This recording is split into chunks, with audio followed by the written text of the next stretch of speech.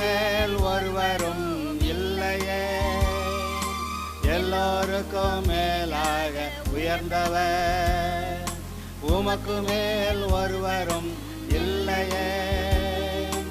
அல்லேலூயா, அல்லேலூயா, அல்லேலூயா, ஆமென். அல்லேலூயா, அல்லேலூயா, அல்லே. இன்றும் கூட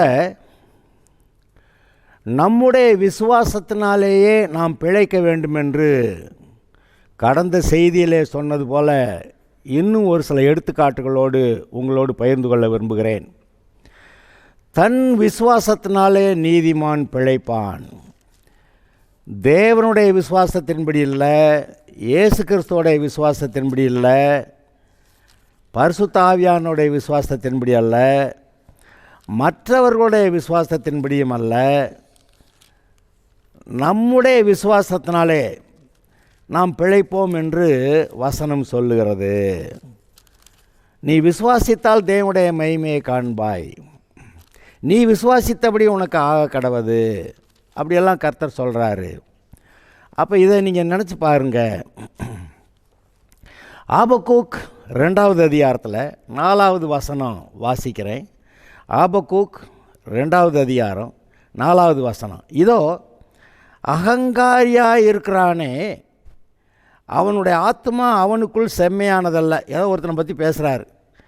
அவன் ஆத்மா அவன் இருதயத்துக்குள்ள ஒன்றும் நல்லா இல்லைப்பா அப்படி சொல்லிவிட்டு, ஆனால் எப்படி பிழைக்குவான் அப்படிங்கிறத சொல்ல வர்றாரு. தன் விசுவாசத்தினாலே நீதிமான் பிழைப்பான். தன் விசுவாசத்தினாலே அவனவன் தன் விசுவாசத்தினாலே நீதிமான் பிழைப்பான். நீதிமானாக இருக்கிறீங்க. இப்போ நீங்கள் இயேசுவை ஏற்றுக்கிட்டீங்க, ரட்சிக்கப்பட்டுட்டீங்க, நீதிமான் ஆக்கப்பட்டிருக்கிறீங்க.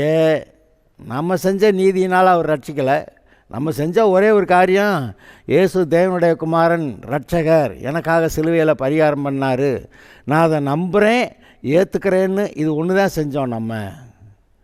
மற்றபடி நம்முடைய பழைய வாழ்க்கையெல்லாம் பார்த்தா நம்முடைய நீதியினால் ரட்சிக்கப்பட்டதுக்கெல்லாம் அங்கே வழியே கிடையாது.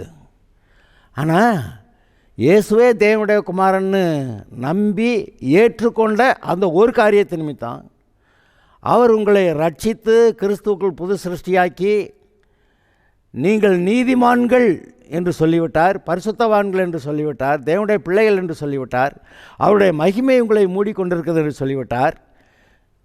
அப்போ புது சிருஷ்டியாக இருக்கிறீர்கள், பழையவைகள் ஒளிந்து போயின, தேவனால் பிறந்தவர்கள், நீங்கள் உலகத்தை ஜெயிக்கிறவர்கள், உங்களுடைய விசுவாசமே உலகத்தை ஜெயிக்கிற ஜெயம், அப்படியெல்லாம் எழுதியிருக்கே. அப்போ நம்முடைய விசுவாசம் சரியாக இருக்கிறதா என்பதை நாம் சற்று கவனிக்க வேண்டியிருக்கிறது. இப்போ இந்த ஒரு வசனம் வாசித்தேன், ஆபக்கூக் 2:4, தன் விசுவாசத்தினாலே நீதிமான் பிழைப்பான். இப்போ உங்களுடைய வாழ்க்கையில் உங்களுக்கு சுகம் வேணுமா, அல்லது ஒரு வேலை கிடைக்கணுமா, அதாவது சம்பளம் அதிகமாகணுமா, வருமானம் பெருகணுமா, வீட்டில் பிள்ளைகளோட காரியங்கள் எல்லாம் நல்லா நடக்கணுமா, படிக்கிறதுக்கு அட்மிஷன் கிடைக்கணுமா, அல்லது பொண்ணு மாப்பிள்ளை கிடைக்கணுமா, எல்லாமே நம்முடைய விசுவாசத்தின்படி ஆகும் என்று கர்த்தர் சொல்லிவிட்டார். இங்கே நாம் இது எனக்கு முடியாது, அது முடியாது என்று சொல்லும்போது விசுவாசம் இல்லாத வார்த்தைகளாக இருக்கின்றன. ஆனால் என்னை பலப்படுத்துகிற கிறிஸ்துவனாலே எல்லாவற்றையும் செய்ய எனக்கு பலன் உண்டு என்று பவுல் சொன்னது போல, கர்த்தரை எப்போது எனக்கு முன்பாக வைத்திருக்கிறேன், ஆதலால் நான் அசைக்கப்படுவதில்லை என்று தாவீது சொன்னது போல, கர்த்தர் எனக்காக யாவையும் செய்து முடிப்பார் என்று தாவீது சொன்னானே, அதுபோல் நாமும் கூட கர்த்தர் எனக்காக யாவையும் செய்து முடிப்பார் என்று நாம் நம்புகிற, நம்முடைய இருதயம் அதை நம்புகிற இருதயமுடையவர்களாக நாம் இருக்கிறது மிகவும் அவசியம் என்று பார்க்கிறோம். ஆதலால் இன்றும் கூட 1-2 எடுத்துக்காட்டுகள் மூலமாய் அவரவருடைய விசுவாசத்தினாலே பிழைக்கிறார்கள் என்பதை நான் உங்களுக்கு காட்ட விரும்புகிறேன். இப்போ மார்க்கு சுவிசேஷத்தில் 5வது அதிகாரத்தில் நம்ம பார்த்தோம், பெரும்பாடுள்ள ஸ்திரீயானவள் இயேசுவின் வஸ்திரத்தொங்கலை தொட்டாலாம், கர்த்தருடைய வல்லமை புறப்பட்டதான். அவள் சுகமானாலாம். திரும்பிட்டு இயேசு சொன்னாராம், யார் தொட்டதுன்னு கேட்டு அப்புறமேல அவள் சொல்கிறான் நான் தான்னு. அப்போ அவர் என்ன சொன்னாராம், மகளே உன் விசுவாசம் உன்னை ரட்சித்தது, உன் விசுவாசம் உன்னை ரட்சித்தது. அப்போ அவரவருடைய விசுவாசம் எவ்வளவு முக்கியமானது என்று நீங்கள் சற்று கவனித்து பாருங்கள். இப்போ அந்த பெரும்பாடுள்ள ஸ்திரீ சம்பந்தப்பட்ட அதே இடத்துல இன்னொரு ஆள் பிள்ளைய சுகமாக்கி உயிரோட எழுப்பி பெற்றுக்கொள்கிறான். அதை நம்ம இப்போ வாசிக்கலாம். மார்க்கு சுவிசேஷம் 22வது வசனம். அப்பொழுது ஜெப ஆலய தலைவரில் ஒருவனாகிய யவீரு என்பவன் வந்து அவரை கண்டவுடனே அவர் பாதத்தில் விழுந்து, என் குமாரத்தி மரண அவஸ்தைப்படுகிறாள். என்னது மரண அவஸ்தையாக? மரணம் கிட்ட வந்துருச்சு, விட்டால் மரணம் வந்துடும். மரண அவஸ்தைப்படுகிறாள், அவள் ஆரோக்கியம் அடையும்படிக்கு நீர் வந்து அவள் மேல் உமது கையை வையும், அப்பொழுது பிழைப்பாள் என்று அவரை மிகவும் வேண்டிக் கொண்டான். அவனுக்கு என்ன விசுவாசம்? இவர் வந்து கையை வச்சா சுகமாயிருவான்னு. அப்போ அவனுடைய விசுவாசத்தின்படி தான் ஆகுது. இந்த பெரும்பாடுள்ள ஸ்திரீ வந்து வஸ்திரத்தொங்கலையாவது இயேசுடைய வஸ்திரத்தொங்கலை தொட்டா சுகமாவேன்னு இவ போய் தொட்டா. இவன் கேட்குறான், ஆண்டவரே நீர் வந்து உம்முடைய கையை என் மகன் மேலே வச்சிருந்தா அவள் பிழைப்பாளுங்கிறான். அவர் அவனோடைய கூட போனார். சரி, இடையில இந்த பெரும்பாடுள்ள ஸ்திரீ வந்து இவங்ககிட்ட பேசி கொஞ்சம் டைம் ஆயிடுச்சு. அடுத்து இங்கே வாசிக்கிறீங்க, ஜனக்கூட்டத்துக்குள்ளே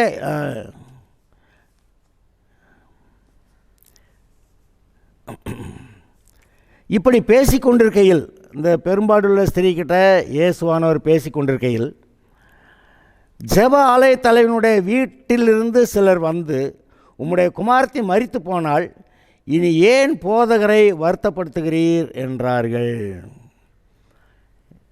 மரண அவஸ்தையாக இருக்கிறா, நீங்கள் வந்து உங்கள் கையை வச்சா பிழைச்சிக்கிறவா அப்படின்னு அவன் சொல்கிறான்.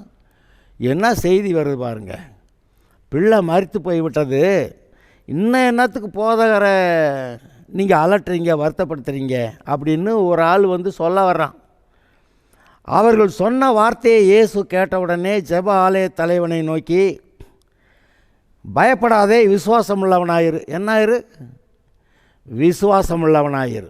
பயப்படாதே, விசுவாசம் உள்ளவனாயிரு என்று சொல்லி பேதுருவையும் யாக்கோபின் குமாரன் யோவானையும் தவிர மற்றொருவரையும் தம்மோடைய வருகிறதுக்கு இடம் கொடாமல் ஜெப ஆலய தலைவனுடைய வீட்டிலே வந்து சந்தடியையும் மிகுந்த அழுது புலம்புகிறதையும் கண்டு உள்ளே பிரவேசித்து, நீங்கள் சந்தடி பண்ணி அழுகிறது என்ன? பிள்ளை மரிக்கவில்லை, நித்திரையாயிருக்கிறாள் என்றார். அதற்காக அவரை பார்த்து நகைத்தார்கள். இந்நேரம் வரைக்கும் அழுதுகிட்டு இருந்தாங்க, பிள்ளையா செத்து போச்சுன்னு. ஆனால் இப்போ பிள்ளை உயிரோடு இருக்குன்னா நகைக்கிறார்கள். எல்லாரையும் அவர் வெளியே போக பண்ணி பிள்ளையின் தகப்பனையும் தாயையும் தம்மோட வந்தவர்களையும் அழைத்து கொண்டு பிள்ளை இருந்த இடத்துல பிரவேசித்து பிள்ளையின் கையை பிடித்து தலித்தா குமி என்றார். அதற்கு சிறுபெண்ணை எழுந்திரு என்று உனக்கு சொல்லுகிறேன் என்று அர்த்தமாம். உடனே சிறுபெண் எழுந்து நடந்தாள் என்று எழுதியிருக்கிறது. அந்த யவீருடைய விசுவாசம் என்ன? அந்த நூற்றுக்கதிபதி சொன்னது போல் ஒரு வார்த்தை மாத்திரம் சொல்லும், ஆண்டவரே வேலைக்காரன் சொஸ்தமாவேன், அந்த விசுவாசம் அவனுக்கு இல்லை. இவன் என்ன சொல்கிறான், நீர் வந்து சுகவீனமாக இருக்கிற என் மகன் மேலே உன் கையை வச்சா சுகமாயிருவா அப்படின்னு நம்புகிறான். அப்போ அவங்க விசுவாசிக்கிறது மாத்திரமில்லை, எப்படி விசுவாசிக்கிறாங்களோ அப்படி ஆகிறதுக்கு கர்த்தர் வந்து உதவி செய்கிறார். ஒரு வார்த்தை மாத்திரம் சொல்லும், சுகமாயிருவான். இல்லை நீர் வந்து கையை வச்சா சுகமாகும். ரெண்டு இருக்குல்ல. இப்போ நான் ஒரு எடுத்துக்காட்டு சொல்கிறேன். நம்முடைய விசுவாசிகள் கூட்டத்தில் விசுவாசத்தில் வித்தியாசமான அளவுகள் இருக்கிறவர்கள் உண்டு. பொதுவாக சில சமயம் பொதுவாக என்ன செய்வாங்க, ஆண்டவரே இயேசுவின் நாமத்தினாலே எனக்கு சுகம் உண்டாயிருக்கட்டும், நீர் என்னுடைய சுகத்துக்காக கரையம் செலுத்தியிருக்கிறீர், நான் அதை விசுவாசிக்கிறேன், விசுவாசிக்கிறதுனால உம்முடைய சித்தத்தின்படியே எனக்கு சுகம் உண்டாக கடவுது அப்படி சொல்லி ஜெபித்து விசுவாசித்து ஜெபித்து அந்த சுகத்தை பெற்றுக்கொள்கிறவர்கள் உண்டு. ஆனால் இன்னும் ஒரு கூட்டம் இருக்குது, இல்லை ஆண்டவரே எனக்கு நானாக விசுவாசித்து சுகம் அடைஞ்சிருவேன்னு எனக்கு தெரியல. ஒருவேளை டாக்டர்கிட்ட போனாக்க, ஆண்டவரே நான் டாக்டர்கிட்ட போய் மருந்து சாப்பிடும்போது எனக்கு அந்த விடுதலை தாரும் ஆண்டவரே, அப்படி போய் ஜெபம் பண்ணிட்டு போய் டாக்டர்கிட்ட மருந்து வாங்கி சாப்பிடுவாங்க, சுகமாவாங்க. அப்புறம் இன்னும் ஒரு கூட்டம் இருக்குது. இப்போ கர்த்தாவே ரொம்ப சீரியஸாக இருக்குது, இப்போ ஜெபம் பண்ணால் எனக்கு சுகமாயிரும் நம்பிக்கை இல்லை, ஆனால் போய் ஒரு ஆப்ரேஷன் பண்ணிட்டாக்க சுகமாயிரும் நான் நம்புகிறேன்னு சொல்லி, அப்போ அந்த விசுவாசம் பாருங்கள் சற்று குறைவாக இருக்கிறது. வார்த்தை சொன்னால் சுகமாகும், தொட்டால் சுகமாகும். இங்கே ஆஸ்பத்திரியில் போய் ஒரு ஆப்ரேஷன் பண்ணிக்கிட்டா நான் சுகமாயிரும் நம்புகிறேன், அது கர்த்தர் உதவி செய்யுங்க அப்படின்னு ஜெபிக்கிறது உண்டு. அப்போ 3 வகையான ஆட்களை நீங்கள் பார்க்கிறீர்கள். இதில் எந்த வகை நாம் நிதானிக்கணும். நாம் கர்த்தாவே ஒரு வார்த்தை சொல்லும், அதை நீ கூட சொல்ல வேண்டும், நானே சொல்கிறேன், அவருடைய தழும்புகளால் குணமானேன் எழுதியிருக்கு. நான் சொல்கிறேன், இயேசுடைய தழும்புகளால் நான் குணமானேன் என்று அறிக்கையிடுகிறேன் என்று சொன்ன மாத்திரத்திலேயே சுகம் வருகிறது உண்டு. இல்லை யாராவது வந்து என் தலையில் கையை வச்சு ஜெபம் பண்ணி இயேசு உன்னை குணமாக்குகிறார் அப்படி சொன்னால் சுகமாயிருவேன் நம்புகிறவங்க உண்டு. அப்புறம் இந்த டாக்டர்கிட்ட போய் மருந்து வாங்கி அல்லது ஒரு ஆப்ரேஷனை பண்ணிட்டாக்க சுகமாயிருவேன்னு அப்படி விசுவாசிக்கிறவர்கள் உண்டு. நீங்கள் எந்த கூட்டத்தில் இருக்கிறீங்கன்னு நீங்கள் நிதானித்து பாருங்கள். எப்படியோ நீங்கள் பிழைக்கணும். டாக்டர்கிட்ட போகிறது தப்பு கிடையாது. கீழையாத்தில் பிசின் தைலம் இல்லையோ, ரண வைத்தியனும் அங்கே இல்லையோ, பின்ன ஏன் என் குமாரத்தை சொஸ்தமடையாமல் போனாள் அப்படின்னு சொல்லி அங்கே எரேமியா தீர்க்கதரிசி புஸ்தகத்தில் கேட்குறாரு, கர்த்தர் கேட்குறாரு. கீழையாத்தில் பிசின் தைலம் இல்லையோ, ரண வைத்தியனும் இல்லையோ, பின்ன ஏன் என் குமாரத்தை சொஸ்தமடையாமல் போனாள் அப்படின்னு கேட்குறாரு. அந்த வசனத்தை வேணால் நான் வாசிக்கிறேன். எரேமியா 8வது அதிகாரம் 20 அறுப்பு காலம் சென்றது, கோடை காலமும் முடிந்தது, நாமோ இன்னும் ரட்சிக்கப்படவில்லை. என் ஜனமாகிய குமாரத்தின் காயங்களால் நானும் காயப்பட்டேன், காயங்களில் கரிகருத்திருக்கிறேன், திகைப்பு என்னை பிடித்தது சொல்லிக்கிட்டு சொல்கிறாரு. கீழையாத்தில் பிசின் தைலம் இல்லையோ, ரண வைத்தியனும் அங்கே இல்லையோ, சர்ஜன் ஆப்ரேட் பண்ணுற ஆள் சர்ஜன் அங்கே இல்லையோ, பின்ன ஏன் என் ஜனமாகிய குமாரத்தை சொஸ்தமடையாமல் போனாள். இது வெறுமனே சரீர சுகத்துக்கு இல்லை, மனசில் அவங்க இன்னும் சுகமாகலை. பின்ன ஏன் என் குமாரத்தை சொஸ்தமடையாமல் போனால், மனசில் சுகமடைஞ்சா தானே சரீர சுகமாகும் அப்படின்னு சொல்லி அந்த ஜனங்களுடைய அவங்க பாவத்தை விட்டுட்டு மனம் திரும்பினா சுகமாகுங்கிறத சொல்ல வர்றாரு. ஆக இந்த விசுவாச அளவு அதை நீங்கள் கவனியுங்கள். அடுத்து இன்னொரு எடுத்துக்காட்டு மூலமாக நான் உங்களுக்கு சொல்ல வருகிறேன். யோவான் சுவிசேஷம் 11வது அதிகாரம். யோவான் 11 லாசருவை கர்த்தர் உயிரோடு எழுப்பின சம்பவம் வருகிறது. அவன் மரித்து போனான்னு கேள்விப்பட்டுமே உடனே அவர் வரல, 4 நாள் கழித்து தான் வர்றார். அப்போ மரியாள் மார்த்தாள் அவர்கிட்ட பேசின வார்த்தைகளையும் அந்த சமயத்தில் இயேசு என்ன சொன்னாருங்கிறதையும் நீங்கள் கவனிச்சிங்கன்னா அது நமக்கு மிகவும் பிரயோஜனமாக இருக்கும். யூதரில் அநேகர் மார்த்தாள் மரியாள் என்பவர்களுடைய சகோதரனை குறித்து அவர்களுக்கு ஆறுதல் சொல்லும்படி அவரிடத்தில் வந்திருந்தார்கள். அந்த செத்து போயிட்டானே. இயேசு வருகிறார் என்று மார்த்தாள் கேள்விப்பட்ட போது அவருக்கு எதிர்கொண்டு போனால், மரியாளோ வீட்டில் உட்கார்ந்திருந்தாள். மார்த்தாள் இயேசுவிடத்தில் வந்து, ஆண்டவரே, நீர் இங்கே இருந்தீரானால் என் சகோதரன் மரித்திருக்க மாட்டானே, இப்பொழுது நீர் தேவனிடத்தில் கேட்டுக்கொள்வது எதுவோ அதை தேவன் உமக்கு தந்தருள்வார் என்று அறிந்திருக்கிறேன். இந்த மார்த்தாள் ரொம்ப விசுவாசமாக என்னத்தையும் சொல்லிட்டான். நீங்கள் இருந்திருந்தீங்கன்னா அவன் மரிச்சிருக்க மாட்டான். இப்பொழுதும் நீர் தேவனிடத்தில் கேட்டுக்கொள்வது எதுவோ அதை தேவன் உமக்கு தந்தருள்வார் என்று அறிந்திருக்கிறேன். இந்த வார்த்தையெல்லாம் சொல்ல முடியுமா? செத்து 4 நாளாச்சு அடக்கம் பண்ணி. இப்போ இப்பொழுதும் நீர் தேவனிடத்தில் என்ன கேட்டுக்கொள்கிறீரோ அதை அவர் செய்தருள்வார் என்று இவன் சொல்கிறான். இந்த மார்த்தாள் சொல்கிறது சூப்பர் விசுவாச வார்த்தை. இயேசு அவளை நோக்கி, உன் சகோதரன் உயிர்த்தெழுந்திருப்பான் என்றார். இப்போவே நீ விசுவாசிட்ட உனக்கு உயிரோட எழுப்பி விட்டுறேன்னு சொல்ல வர்றார். உயிர்த்தெழுந்திருப்பான் அப்படின்னு சொல்கிறப்ப திடீர்னு விசுவாசம் என்னமோ ஆயிடுச்சு. அதற்கு மார்த்தாள், உயிர்த்தெழுதல் நடக்கும் கடைசி நாளிலே அவனும் உயிர்த்தெழுந்திருப்பான் என்று அறிந்திருக்கிறேன். அப்போ அவங்களுக்கு மரணமும் மரித்தோர் உயிர்த்தெழுதலும் அதெல்லாம் அவங்களுக்கு ரொம்ப நல்லா தெரிஞ்ச விஷயங்கள். இயேசு அவளை நோக்கி, நானே உயிர்த்தெழுதலும் ஜீவனுமாயிருக்கிறேன், என்னை விசுவாசிக்கிறவன் மரித்தாலும் பிழைப்பான். கவனிங்க, நானே உயிர்த்தெழுதலும் ஜீவனுமாயிருக்கிறேன், என்னை விசுவாசிக்கிறவன் மரித்தாலும் பிழைப்பான். உயிரோடு இருந்து என்னை விசுவாசிக்கிறவன் எவனும் என்றென்றைக்கும் மரிக்காமலும் இருப்பான். இதை நீ விசுவாசிக்கிறாயா என்றார். அதுக்கு அவள், ஆம் ஆண்டவரே சொல்லிட்டாரு. ஆம் சொல்லிட்டான். நீர் உலகத்தில் வருகிறாகிய தேவகுமாரனாகிய கிறிஸ்து என்று விசுவாசிக்கிறேன். அவ்வளோதான்.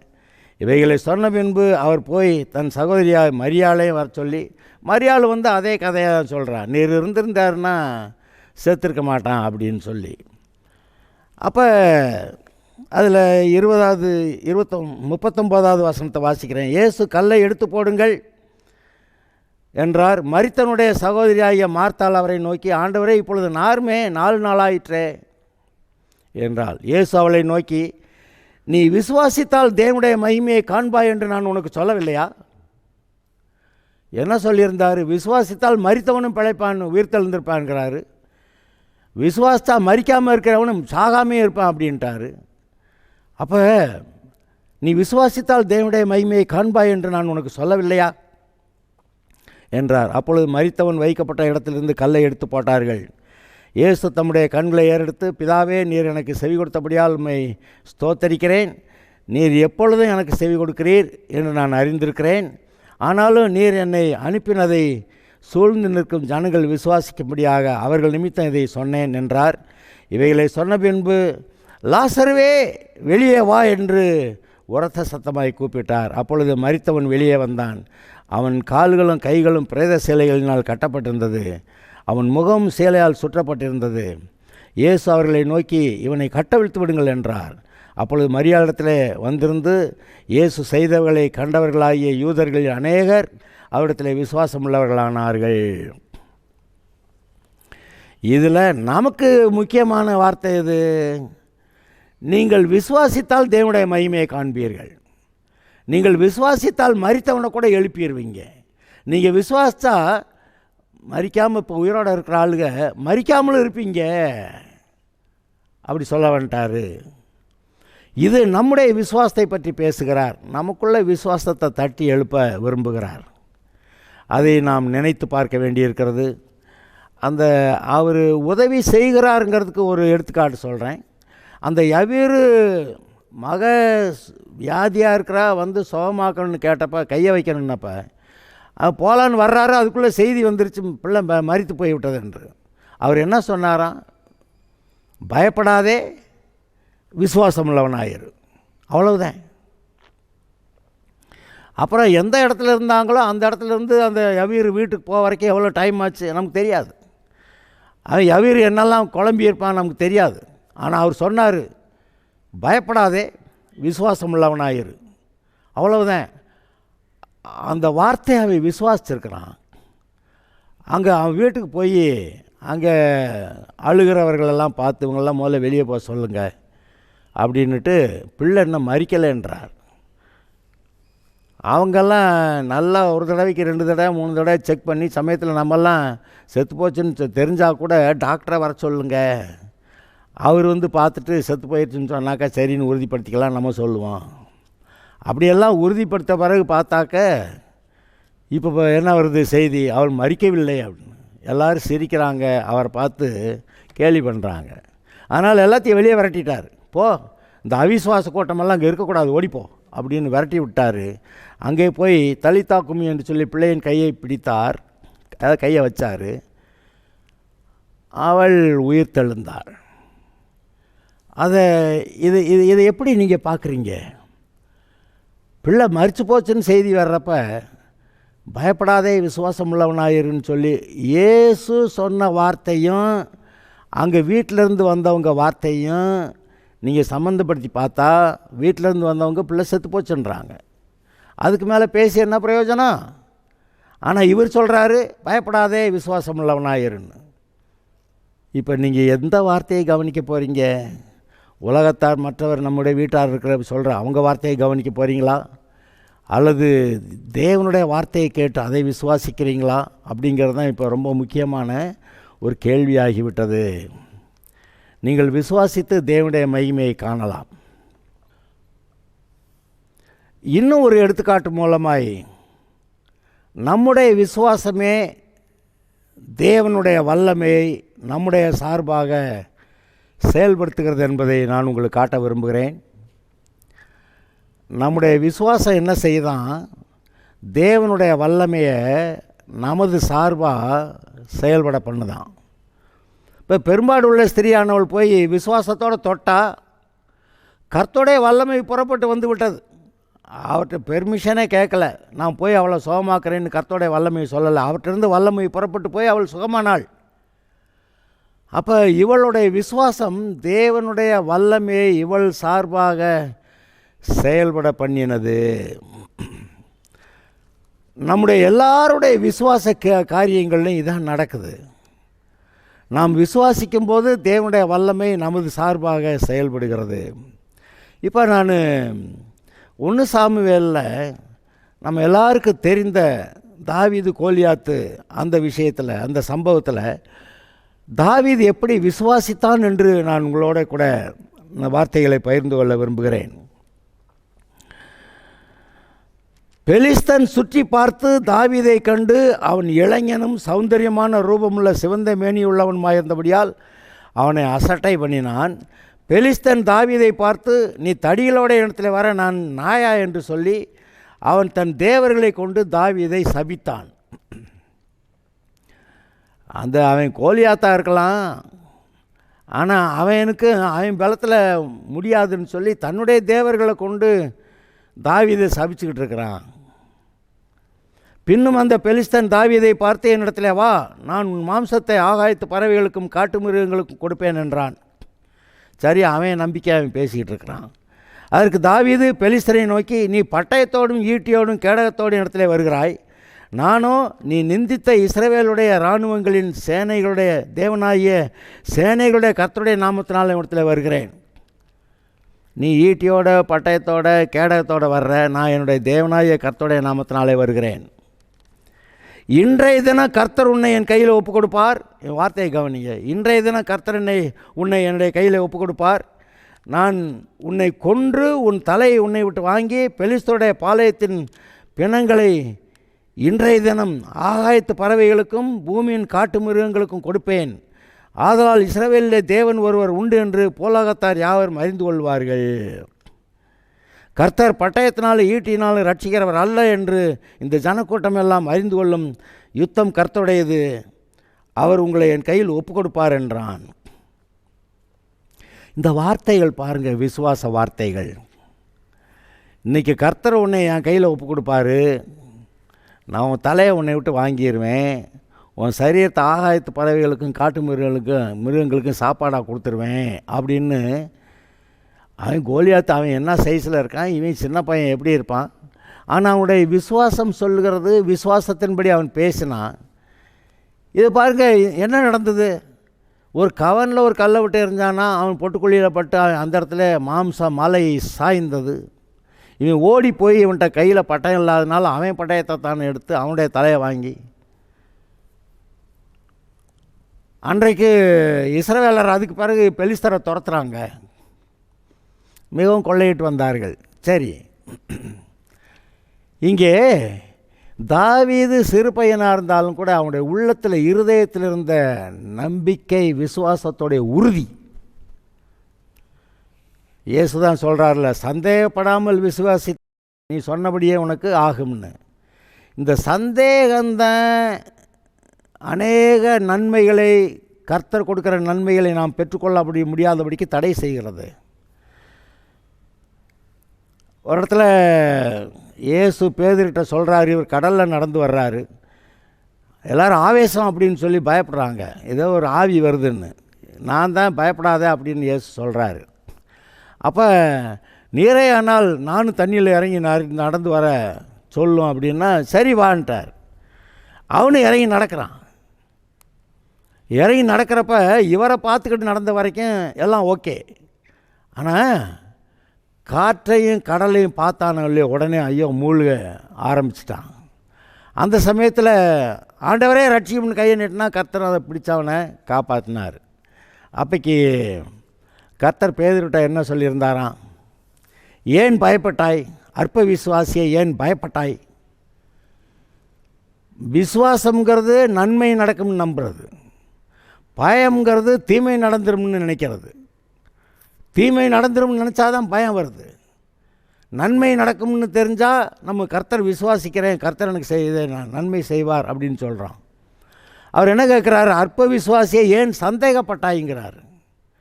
அப்போ சந்தேகப்படாமல் விசுவாசிக்கிறத பற்றி சொல்லிக்கிறதுமே அதையும் நீங்கள் கவனித்து பாருங்கள். இதை இப்போ நான் கொஞ்ச நேரம் இதை பற்றி சொல்கிறேன். நமக்கு விசுவாசிக்கிறோம், ஆனாலும் அவிசுவாசம் போட்டி போடுது. இதில் ஒரு விசுவாச போராட்டமே இருக்குது. கர்த்தருடைய சித்தம் என்ன? நீங்களும் நானும் சுகமாக இருக்கிறது. நாம் அவருடைய சித்தத்தின்படி எதை ஆகிலும் கேட்டால் அவர் நமக்கு செவி கொடுக்கிறார் என்பதே நாம் அவரை பற்றி கொண்டிருக்கிற தைரியம். அப்போ அவருடைய சித்தத்தின்படி நாம் கேட்டால் செவி கொடுக்குறார். இப்போ நாம் சுகமாக இருக்கிறது அவருடைய சித்தம் தானே. நாம் சுகமாக இருக்கும்படி தானே அவருடைய ரத்தத்தை, அதாவது அவர் அடிபட்டு காயப்பட்டு அவருடைய தழும்புகளால் சுகமானோம்னு. அப்போ சரீரத்தில் காயப்பட்டு அடிபட்டு அதெல்லாம் நாம் சுகமாகிறதுக்காக அவர் செலுத்திய கரையம் என்று பார்க்கும்போது அவருடைய தழும்புகளால் குணமானீர்கள் அப்படிங்கிறது எவ்வளோ பெரிய சத்தியம் பாருங்கள். இந்த விஷயத்தில் அவர் என்னுடைய வியாதிக்கான கரையத்தெல்லாம் செலுத்திட்டார், அதனால் நான் சுகமாகிறேன் அப்படின்னு நம்ம இருதயம் சொல்லணும். ஆனால் பல சமயத்தில் என்ன பண்ணுது? ஆமாங்க, ஆனாலும் ஏன் நிலைமை எப்படிங்க, இது ஏன் வியாதி பெருசுங்க அப்படின்ற மாதிரி பல சமயத்தில் பேசிடுறாங்க. அப்போ இப்போ ஒரு கேள்வி, ஏங்க இந்த வியாதியை இயேசு இவருடைய இந்த வியாதியை சுகமாக்க முடியாத அளவுக்கு இயேசுவோட பெரிய வியாதியா இது? அப்படி இல்லையே. முழங்கால் யாவும் இயேசுவுக்கு முன்பாக முடங்கும். இந்த வியாதிங்கிற பேரும் முடங்கும். இந்த வியாதி முடங்கும். இந்த வியாதிக்கு பின்னாடி இருக்கிற பிசாசு முழங்கால முடக்கும். இன்று நான் உங்களுக்கு சொல்லுகிறேன், இந்த விசுவாச போராட்டத்தை குறித்து நான் உங்களுக்கு சொல்லுகிறேன். கர்த்தர் சொல்லுகிறார், அவருடைய தழும்புகளால் குணமானீர்கள், நீ நம்பு. ஆனால் அதே சமயத்தில் உலகம் இந்த வியாதி, இந்த சரீரத்தில் இருக்க வலிகள் வேதனைகள் அதெல்லாம் பார்க்குறப்ப டாக்டர் இன்னும் 3 மாதம் தான் இருக்கும்னு சொல்லிட்டாருங்க அப்படின்னு அந்த வார்த்தைகளெல்லாம் சேர்ந்து நம்மை விசுவாசிக்க விடாமல் தடுக்கின்றன. உலகம் சொல்லுகிறது முடியாது என்று, ஆனால் கர்த்தர் சொல்லுகிறார் நான் குணமாக்கினேன் என்று. அவருடைய தழும்புகளால் குணமானீர்கள் அப்படின்னு கர்த்தர் சொல்கிறாரு. அதை நம்பினா விசுவாசித்தா நமக்கு அந்த சுகம் வருது. நாம் அதை விசுவாசிக்க முடியலைன்னா விசுவாசிக்க வரைக்கும் அந்த பலவீனம் அந்த வியாதி நம்ம மேலே இருக்குது. நீங்கள் எப்போ விசுவாசிக்கிறீங்களோ அப்போ அந்த சுகம் வந்துடும். ஏன்னா எழுதியிருக்கு, விசுவாசத்தை துவக்குகிறவரும் அதை முடிக்கிறவருமாகிய இயேசு கிறிஸ்துன்னு எழுதியிருக்கு. நான் வாசிக்கிறேன், எபிரேயர் 12வது அதிகாரத்தில். ஆகையால் மேகம் போன்ற இத்தனை திரளான சாட்சிகள் நம்மை சூழ்ந்து கொண்டிருக்க, பாரமான யாவற்றையும் நம்மை சுற்றி நெருங்கி நிற்கிற பாவத்தையும் தள்ளிவிட்டு, எனது விசுவாசத்தை துவக்குகிறவரும் முடிக்கிறவருமாயிருக்கிற இயேசுவை நோக்கி நமக்கு நியமிக்கப்பட்டிருக்கிற ஓட்டத்தில் பொறுமையோட ஓடக்கடவும். அப்போ விசுவாசத்தை துவக்கிறார் உங்ககிட்ட, அதை நிறைவேற்றுகிறார். நான் விசுவாசிக்கிறேன்னு சொல்லி நீங்கள் அறிக்கையிட்டு கர்த்தர் கொடுத்த சுகத்தை பெற்றுக்கொள்ளுகிறேன் என்று சொல்லி அறிக்கையிட்டு முன்னேறினால் சுகம் அடைவீர்கள். நீங்கள் சுகமாக இருக்கிறதா கர்த்தருடைய சித்தம். அதை விசுவாசியுங்கள், சுகமடைவீர்கள். Okay, God bless you.